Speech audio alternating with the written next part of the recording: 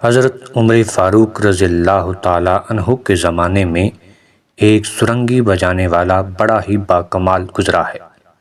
بلبل اس کی آواز سے مست ہو جاتے تھے۔ اس کی دلکش آواز کی ایک ہی دھن سے 100 آوازیں نکلتی تھیں۔ جہاں وہ گاتا تھا وہاں لوگ محو رہ جاتے تھے اور اس کی دردناک آواز سے قیامت برپا ہو جاتی تھی۔ اسی طرح زمانہ گزرتا گیا اور وہ بوڑھا ہو گیا، حتیٰ کہ تن میں جان نہ رہی اور اس کے نغمے میں مچھروں کی سی بنبناہٹ پیدا ہو گئی، اور رفتہ رفتہ اس کے وجود میں بڑھاپے کے آثار پیدا ہو گئے۔ وہ رسیلی آواز دل خراش ہو گئی۔ وہ درد انگیز آلاپ جس پر بلبل کو بے رشک آتا تھا، اس کا کوئی قدردان نہ رہا، اور رفتہ رفتہ وہ بالکل مفلس اور روٹی کپڑے تک کو محتاج ہو گیا۔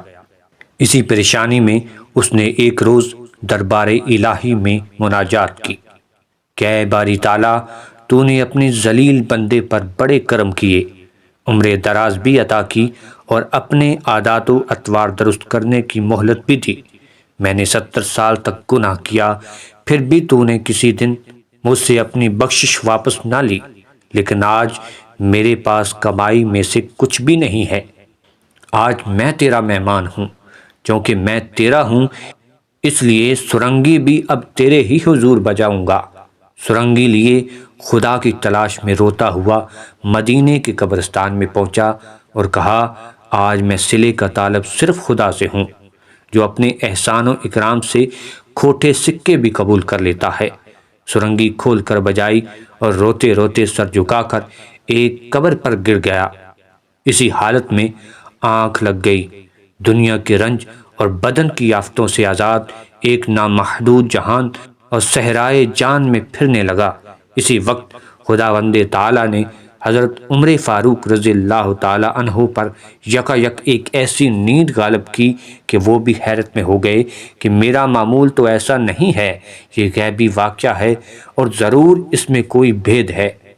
تکیے پر سر رکھ کر سو گئے۔ خواب میں حق کی طرف سے ندا آئی جس کو ان کے جان نے سنا کہ اے عمر، ہمارے ایک بندے کی حاجت روائی کر کے اس کا صلہ ادا کیجیے۔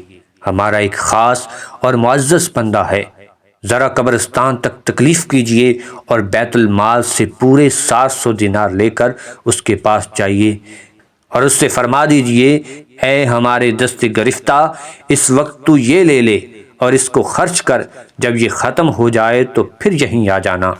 آواز کی ہیبت سے حضرت عمر فاروق رضی اللہ تعالیٰ عنہ کی آنکھ کھل گئی۔ فوراً تعمیل کی اور قبرستان کا رخ کیا۔ بغل میں دینار کی تھیلی تھامے ہوئے اسے ڈھونڈنے نکلے۔ قبرستان میں کئی چکر لگائے، وہاں اس بوڑھے کے سوا اور کوئی دکھائی نہ دیا۔ ہر دفعہ اسی بوڑھے پر خیال جاتا تھا، مگر پھر اپنے جی میں کہتے، یہ نہیں ہو سکتا، یہاں تک کہ تھک گئے، اور سوائے اسی بوڑھے کے کوئی اور نظر نہ آیا تو جی میں سوچا کہ خدا نے یہ تو فرمایا ہے کہ ہمارا خاص بندہ بہت پاک، لائق اور خوش نصیب، بھلا سرنگی بجانے والا بوڑھا خاصائے خدا کیوں کر ہو سکتا ہے۔ دوبارہ پھر قبرستان کے گرد چکر لگایا، جیسے شکاری شیر جنگل کے اطراف گھوما کرتا ہے۔ جب یقین ہو گیا کہ ہو نہ ہو یہی بوڑھا ہی ہو سکتا ہے تو دل میں کہا کہ بے شک تاریکی میں بھی بہت سے روشن دل ہوتے ہیں۔ قریب آئے اور بادب وہاں بیٹھ گئے۔ جو ہی ایک چھینک حضرت عمر فاروق رضی اللہ تعالیٰ عنہ کو آئی، وہ بوڑھا اٹھ بیٹھا۔ حضرت کو دیکھ کر حیران رہ گیا، چاہا کہ چلا جائے مگر خوف سے پاؤں کانپنے لگے۔ اپنے جی میں کہنے لگا، اے خدا، تجھ سے فریاد کرتا ہوں کہ اس بوڑھے سرنگی بجانے والے کا احتساب نہ کیا جائے۔ حضرت عمر فاروق رضی اللہ تعالیٰ عنہ نے اس سے کہا کہ مت ڈرو اور مجھ سے نہ بھاگو، میں خدا کی طرف سے تیرے لیے خوشخبریاں لایا ہوں۔ خداوند عالم نے تیری وہ تعریف فرمائی کہ حضرت عمر کو تیرا گرویدہ بنا دیا۔ خدا نے تجھے سلام کہا ہے اور پوچھا ہے کہ اب تیرا کیا حال ہے۔ یہ چند سکے لے لو، یہ تمہارا صلہ ہیں، انہیں خرچ کرو اور پھر یہیں آ جانا۔ جب یہ سنا تو بوڑھے کی عجب حالت ہوئی، بے اختیار چلا کر کہا کہ اے بے مثل و بے نظیر خدا، یہ ہے وسیلہ پورا مارے شرم کے پانی پانی ہو گیا۔ جب روتے روتے بے حال ہو گیا تو سرنگی کو زمین پر اس زور سے دے مارا کہ ٹکڑے ٹکڑے ہو گئی، اور کہا، اے سرنگی، تو ہی خدا کے اور میرے درمیان حجاب تھا، تو نے ہی سیدھے راستے سے مجھے پھیرا۔ اے خطا بخش و خطا پوش خدا، میرے گناہ معاف کر اور میری گزشتہ زندگی پر رحم فرما۔ اسی طرح روتا چلاتا اپنے گناہ دہراتا رہا۔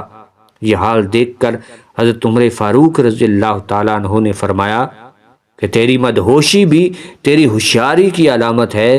پھر آپ نے اس کو توجہ دی اور وہ گزشتہ کے رنج اور توبہ کے مقام سے نکل کر معرفت میں گم ہو گیا، گویا ایک جان گئی اور دوسری زندگی کا آغاز ہو گیا۔